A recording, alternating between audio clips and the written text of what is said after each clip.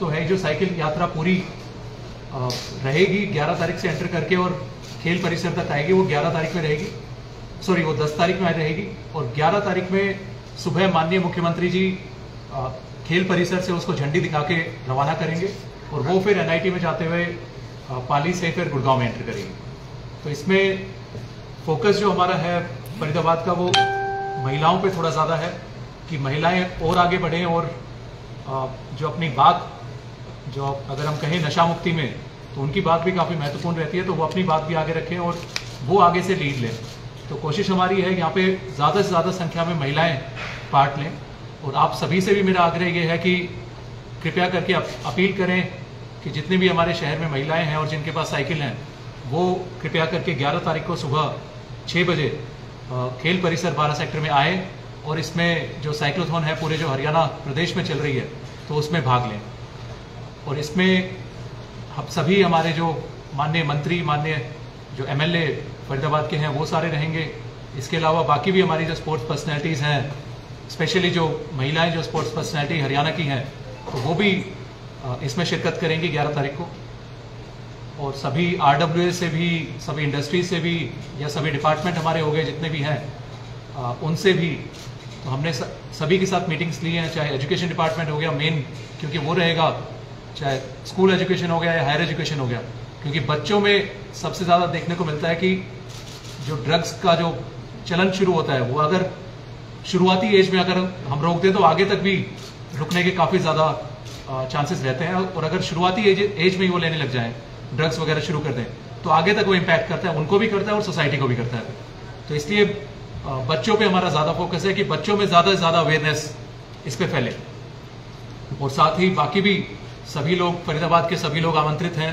कृपया करके आप आएँ 10 तारीख को जहाँ से भी निकल रही है हम आपके साथ रूट साझा कर देंगे, तो रूट में भी जहाँ पे भी वो जुड़ना चाहते हैं या फिर 11 तारीख को सुबह यहाँ से 12 सेक्टर से जब निकलेगी तो 11 तारीख को भी सुबह आप यहाँ पे आए। ये कितने किलोमीटर की यात्रा रहने वाली है और कितने लोग इसमें हिस्सा लेने की उम्मीद है?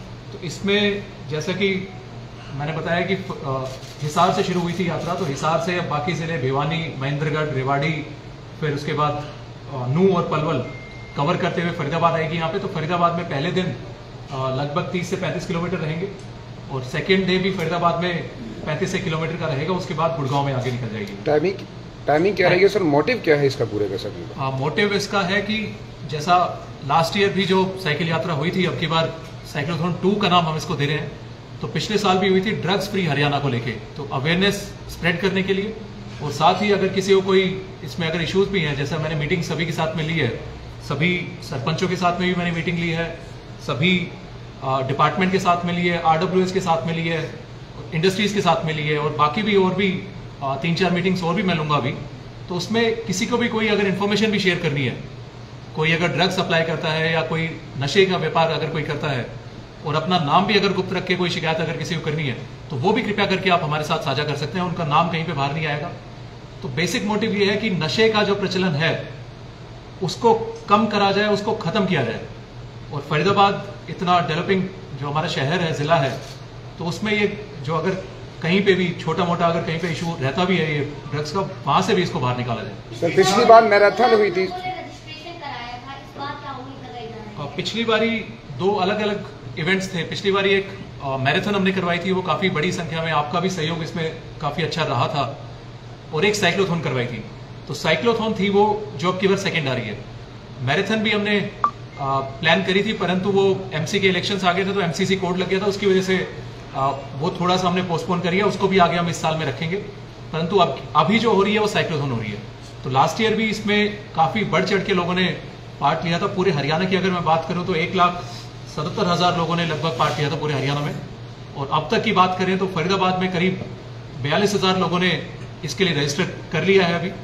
तो उसमें से एक इशू थोड़ा सा लोगों को आ रहा है कि साइकिल की अवेलेबिलिटी, तो और जो रूट है, वो रूट पे कितने लोग अप्रोचेबल है, मतलब वो रूट कितने लोगों के लिए अप्रोचेबल है। तो हमारी कोशिश है ज़्यादा से ज़्यादा संख्या में लोगों को यहाँ पे लेके आए। और लास्ट टाइम भी फरीदाबाद की जो यात्रा थी, साइक्लोथॉन थी, उसमें सबसे ज़्यादा लोग थे पूरे हरियाणा में। और जो मैराथन भी, आप सभी लोग मैराथन के भी गवाह हैं, मैराथन में भी आप सभी लोग आए थे, तो वो भी पूरे हरियाणा में सबसे बड़ी और सबसे अच्छी मैराथन ऑर्गेनाइज करवाई थी हमने।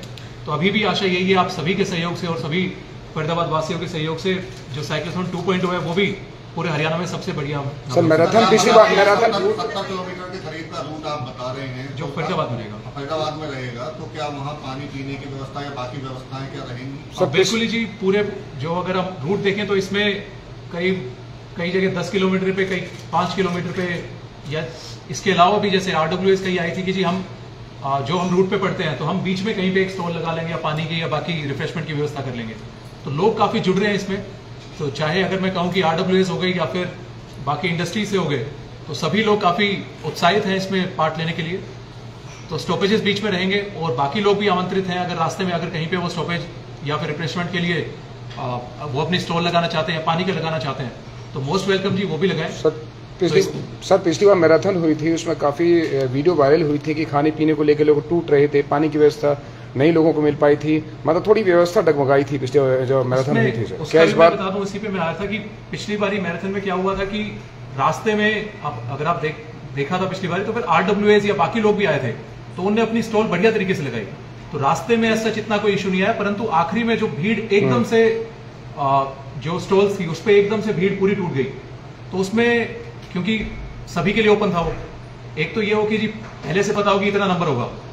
जो मैराथन अगर हम कहें जैसे दिल्ली में या बॉम्बे में होती है, बॉम्बे में मैं गया भी था, दिल्ली में भी गया था मैं, तो वहां पे पहले से फिक्स होता है कि जी 10,000 लोग आएंगे कि 12,000 आएंगे या 12,500 आएंगे। परंतु ये ओपन फॉर ऑल थी और आप सभी के सहयोग से इतने सारे लोग आगे थे यहाँ पे, तो उसका आकलन करना थोड़ा सा कई बार मुश्किल हो जाता है। परंतु अब की बार हमने तैयारी और भी बेहतर करी है, कोशिश रहेगी कि लोगों का जो एक्सपीरियंस है वो बढ़िया रहेगा। तो ये जो रूट क्या बाधित रहेगा आम लोगों के लिए ड्यूरिंग साइक्लोथॉन? बिल्कुल ही जी, जिस दौरान साइकिल चलेंगी उस दौरान थोड़ा सा बाधित रहेगा या डाइवर्ट हम कर देंगे वहां से, और जैसे ही साइकिल यात्रा आगे निकल जाएगी तो वो नॉर्मल रूटीन। टाइमिंग क्या रहेगी सर? मेडिकल की सुविधा क्या रहेगी? बिल्कुल ही जी, मेडिकल की सुविधा पूरी रहेगी, एम्बुलेंस साथ में चलेंगी, या बीच बीच में भी जहाँ पे स्टॉपेजेस है वहाँ पे कैंप रहेंगे, और जो सुबह यहाँ से अगर हम शुरू करेंगे तो यहाँ पे प्रॉपर कैंप रहेगा। और रिफ्रेशमेंट या फिर अगर हम कहें जैसे अब गर्मी थोड़ी सी बढ़ गई है, परंतु सुबह तो कम ही रहेगी, गर्मी इतनी नहीं होगी, परंतु गर्मी की भी तैयारी उससे निपटने के लिए तैयारी हम साथ में लेके चलेंगे। चीफ गेस्ट के तौर पर कौन रहेंगे सर? माननीय मुख्यमंत्री जी हरियाणा सरकार वो चीफ गेस्ट रहेंगे फरीदाबाद में। 11 तारीख को सुबह फरीदाबाद से इस साइक्लोथॉन का आगाज करवाएंगे। आम लोग